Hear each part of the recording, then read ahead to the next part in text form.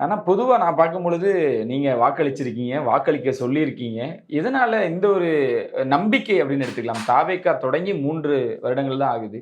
இந்த 3 வருஷத்துல சிஎம்முக்காக அ ஒருத்தர் வேட்பாளர் ஆகுறாரு. எல்லாமே யங்ஸ்டர்ஸ், அறிமுகம் இல்லாத முகங்கள். அவங்கள நம்பி இவ்ளோ பெரிய பெரிய வாக்குகள் வித்தியாசத்திலாம் நெறைய இடங்கள்ல வெற்றி பெற்றிருக்காங்க. அது ஏன் இவ்ளோ பெரிய நம்பிக்கை? பிரதர் எனக்கு இப்போ வயசு 31 வயசு ஆகுது. ஓகே. நான் சின்ன வயசுலேருந்து பார்த்தீங்கன்னா, அண்ணன் ஃபேன் தான்.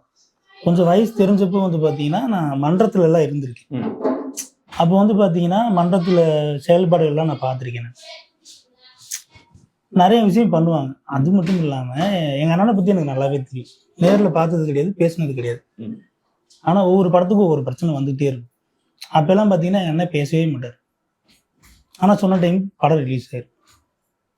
அதுதான் அவரு என்ன சொல்றாரோ அது செய்வாரு. ஓகே. இல்ல இந்த கூட்டம் ஓட்டா மாறுமா?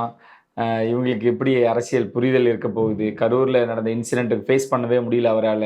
இங்க இருக்கக்கூடிய பாதிக்கப்பட்ட குடும்பத்த எல்லாருமே சென்னைக்கு அழைச்சிட்டு வந்து தான் ஆறுதல் சொன்னாரு.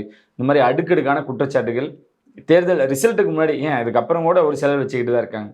இவ்ளோ பிரச்சனைகள் இருக்கு. குறிப்பா கரூர் மக்கள் ஏன் இவ்ளோ அன்ப பொழிஞ்சீங்க? அவர் எங்க போனாலும் ஒரு நம்பிக்கையோட இருப்பார். என்ன காரணம்னா, கரூர் மக்கள் என்னோட நிக்கிறாங்க அப்டின்ட்டு. அதுதான் ஏன் அப்டின்ற ஒரு கேள்வி.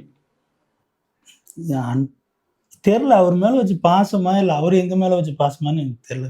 ம், ம், ம். அதுதான் எப்படி சொல்றதுன்னே எனக்கு தெரியல.